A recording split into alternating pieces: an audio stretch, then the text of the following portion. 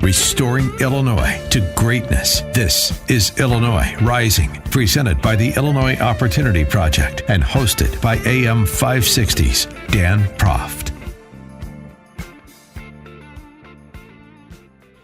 Dan and Joe back on this edition of Rising, and another possible teacher strike, certainly one being threatened. This is in Kane County, Geneva, School District 304.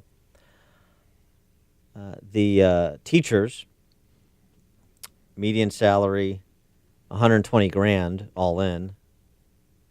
160 if you annualize it, right? Because 120 is 9 months of work. 120 grand, about 70 grand in salary, and then another 50,000 in taxpayer-funded health and pension benefits. They want 6% raises each of the next 3 years, so 18% over 3, and then more pickup on their health care benefits. Single teachers should get 100% coverage from the taxpayers. Currently, it's only 95%. And for families, teachers with families, they should get 75% of the cost of their health insurance covered. Currently, it's only 65%. Related story, Geneva's home values have decreased about to 10% in real dollars over the last decade. The median home in Geneva pays an effective property tax rate of 2.6% of home value, which is more than twice the national average, or in real dollars, concrete dollar figures, $8,600 on a home that's $334,000. And I was chastised when I discussed this on my morning show this past week by somebody in the district. So since I don't live in the district, it's not for me to comment on. And so, Joe, I hope you live in the district so we can have somebody who could comment on this. I don't, but I think I understand basic math and some numbers. So I think it is fair to comment on that part of it. And, it's interesting, the caller that you had, but also we were talking earlier in the show about the situation in Hinsdale where people actually fought back and defeated a property tax increase.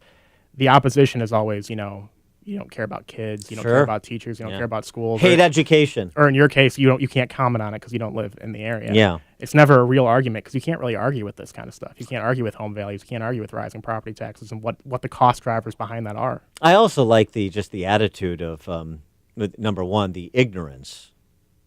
I don't live in the school districts, therefore I'm not able to comment on it. This woman who tweeted at me to that effect clearly doesn't understand how school financing works, right? Or she wants me to cover a blank check that she writes, me out of district to cover the blank check she wants to write in district, because, of course, the majority of the school funding for 304 in Geneva comes from local property tax dollars. But not all of it. Some of it is state support. That means my tax dollars. And, oh, by the way, the pensions of the teachers in 304, one of these pension systems that's less than half funded, so contributing to our $130 billion in unfunded pension liabilities in the state. Well, that's going to be on all of us, too. So I guess you can take the position that you're either ignorant, you don't understand how school financing works in this state. Just how it is, not that I'm a proponent of it.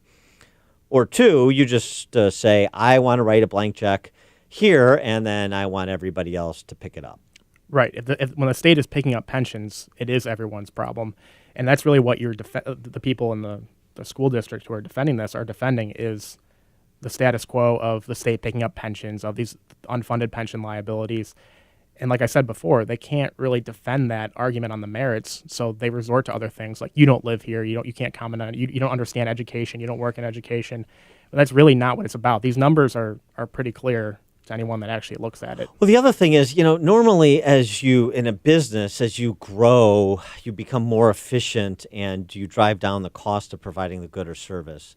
Of course, that's the opposite in the public sector, and this is a case too. Oh, well, District 304 is growing, they might say. Yeah, it's grown 48% in student enrollment in the last 20 years. And the property tax bill has grown 70% in the same time. So if the bill is outpacing the growth, then you're becoming less efficient over time, not more. Sort of a curious thing. and a great argument for school choice.